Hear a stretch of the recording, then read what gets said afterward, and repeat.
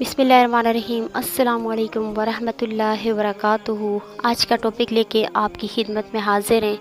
आज एक दीनदार औरत और बिजनेसमैन का किस्सा हम आपकी नज़र करेंगे। बताया ये जाता है कि एक औरत जो कि बहुत दीनदार थी और अपने दीन पे अच्छी तरह से कारबंद थी, इसकी शादी एक दुनिया परस्त और बिजनेसमैन इंसान से हुई। जब ये शादी हो के उसके घर पे गई तो उसके तौर तरीके, उसके अंदाज़ और इसकी नमाज दोनों टकराव खाते थे। लेकिन बीवी चूँकि दीन पे पाबंद थी तो अपने शौहर की फरमाबरदारी के आगे हमेशा सर झुकाती रही। अल्लाह पाक ने कुछ सालों में इनको औलाद से नवाजा और जब इनके घर पे औलाद हुई तो बीवी की ये ख्वाहिश हुई कि औलाद माँ होने के हक़ से मैं इसको अपनी तरह से परवरिश करवाऊँगी, मतलब कि मैं इसको मदरसा पढ़ाऊँगी और दीन पे पाबंद बनाऊँगी। लेकिन शौहर ने यहाँ पे भी अपनी ज़िद मनवाई और बीवी से ये कहा कि इसके बारे में तुम सोचना भी नहीं कि मैं इसको मौलवी टाइप इंसान बनाऊँगा। बीवी क्योंकि फरमाबरदार थी, अपने शौहर की हुक्म अदुली नहीं की और चुप साध ली। अब अल्लाह ताला ने इनको एक और औलाद से नवाजा, वो भी बेटा हुआ।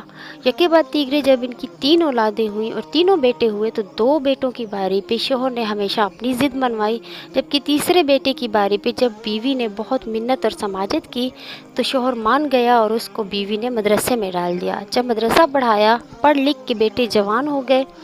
वक्त गुजरता गया तो बीवी ने एक मर्तबा शौहर से पूछा कि देखिए दीन में ही सुकून है, लेकिन शौहर ने हमेशा की तरह उसको इस बात में भी टकराव देने के लिए ये कहा कि तुम कहती हो कि दीन में सुकून है लेकिन दीन में भूख है। तुम्हारे इस जो मौलवी बेटा है इसकी तनख्वाह इतनी भी नहीं है कि जितनी मेरे दूसरे बिजनेसमैन बेटों की जेब खर्च है। अब जब कि उसने इस चीज़ का मुकाबला लगाया तो उसने बीवी ने चुप साध ली और ये जवाब दिया कि आप जाने और आपकी औलाद जाने, क्योंकि मैं चाहती थी कि मैं इनको दीन पे चलाऊं, क्योंकि दीन में दुनिया भी है। अब बीवी ने ये कहा कि क्यों ना हम इस बात की आजमाइश कर लें कि जिन बेटों की परवरिश आपने दुनिया पे की, बिजनेसमैन बनाया, उनमें क्या फ़र्क है और जिस बेटे की परवरिश मैंने दीन पे की, इसमें क्या फ़र्क है। शौहर ने लबों पे हल्की सी मुस्कुराहट सजाई और कहा क्यों नहीं, ज़रूर आप कोई ना कोई आजमाइश कीजिए। तो बीवी ने क्या किया कि एक मर्तबा रात के टाइम पे अपने बालों को बखेरा, बेटों के आने से पहले रोना धोना शुरू किया और शौहर से कहा कि आप पर्दे के पीछे छुप जाइए। जब शौहर पर्दे के पीछे छुप गया और सबसे बड़ा बेटा आया जो कि आला तालीम याफ्ता था लेकिन तहजीब याफ्ता नहीं था, दीन नहीं जानता था, तो उसके आते ही माँ ने रोना शुरू कर दिया। बेटे ने पूछा कि अम्मा आप क्यों रो रही हैं?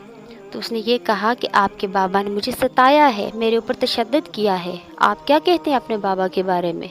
बेटे ने ये सुनते ही आग बगोला हो गया और जवाब दिया कि ऐसे बाप को तो मर जाना चाहिए जो रोज़ हमारा जीना हराम करता है। पर्दे के पीछे छुपे हुए बाप के पैरों तले ज़मीन निकल गई कि जिनके ऊपर मैंने अपनी पूरी कमाई लुटा दी, उनका मेरे लिए ये ओपिनियन है, ये नज़रिया है।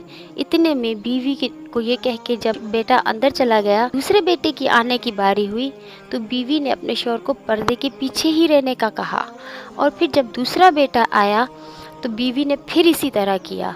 दोबारा यही सीन क्रिएट हुआ तो उस बेटे से ये कहा कि आपके बाबा ने मेरे ऊपर तशद्दुद किया है, तो आप अपने बाबा के बारे में क्या कहते हैं? तो दूसरे बेटे ने उससे भी ज़्यादा तल्ख अंदाज में ये कहा कि ऐसे बुढ़े को मर जाना चाहिए, आज मैं इनको छोड़ूंगा नहीं, क्योंकि ये रोज़ ड्रामा क्रिएट करते हैं। इन्होंने हमारे लिए किया ही क्या है, हमें दिया ही क्या है। कि पीछे छुपे हुए बाप ने अपने बेटों के ये अल्फाज सुने जो कि अपनी पूरी कमाई उनके बिजनेसमैन होने पे, उनकी आला तालीम पे लगा चुका था, तो सोच के रह गया और अल्लाह ताला के आगे ज़मीन पे गिर के गिड़गिड़ाने लगा कि परवरदिगार, वाकई मैंने कुछ खो दिया है क्या? वाकई मैंने दुनिया को पसंद कर लिया है? ये दुनिया तो घाटे का सौदा है।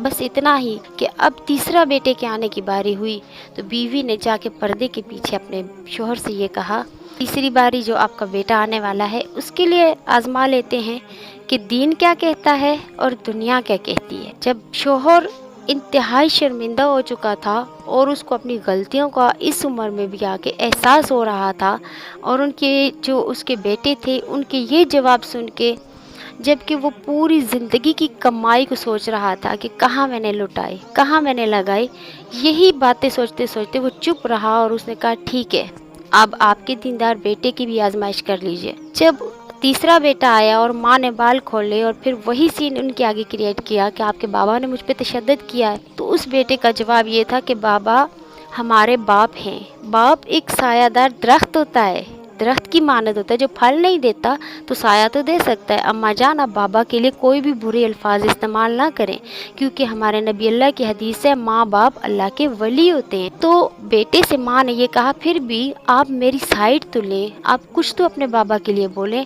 तो उसने ये कहा कि अम्मा जान, आपने मेरी तरबियत दीन पे की है और दीन हमें इस चीज़ की इजाज़त नहीं देता कि हम शोहर बीवी के मामले में बोलें या अपने माँ बाप के आगे कोई भी ऐसा अल्फाज इस्तेमाल करें जिससे खुदा नाराज़ हो जाए। जैसे ही पर्दे के पीछे छुपे हुए शोहर ने ये अल्फाज सुने तो अल्लाह ताला के आगे सजदे में गिर गया।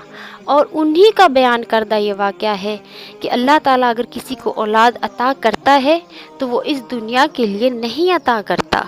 ना ही हम कट के रह सकते हैं इस दुनिया से, ना ही हम आखिरत के हो सकते हैं, बल्कि हमें मियाना रवि इख्तियार करनी चाहिए, क्योंकि हदीस रसूल खुदा भी है कि हमेशा मियाना रवि के साथ चल के रहो, ना ही दुनिया परस्त हो के रहो, ना ही दीन के हो के रहो। इस वाक़े से हमें ये सबक मिलता है कि औलाद अल्लाह ताला की बेशबहा नेमतों में से सबसे बड़ी और ख़ूबसूरत नेमत है। परवरदिगार आलम ने हमें तरीके बताए हैं, आइमा मासूमीन अलैहिस्सलाम ने हमारे लिए हज़ारा अहदीस छोड़ी हैं कि इंसान ना तो दुनिया का हो के रहे और ना ही दीन से कट के रहे, बल्कि मयाना रवि इख्तियार करनी चाहिए और दुनिया के साथ साथ दीनी तालीम हासिल करना भी हमारे ऊपर फ़र्ज़ है। अल्लाह पाक से दुआ है कि सदका मोहम्मद वाले मोहम्मद हम सबको अपने दीन पे अमल पैरा होने की, इन बातों पे अमल करने की तौफीक अता फरमाए।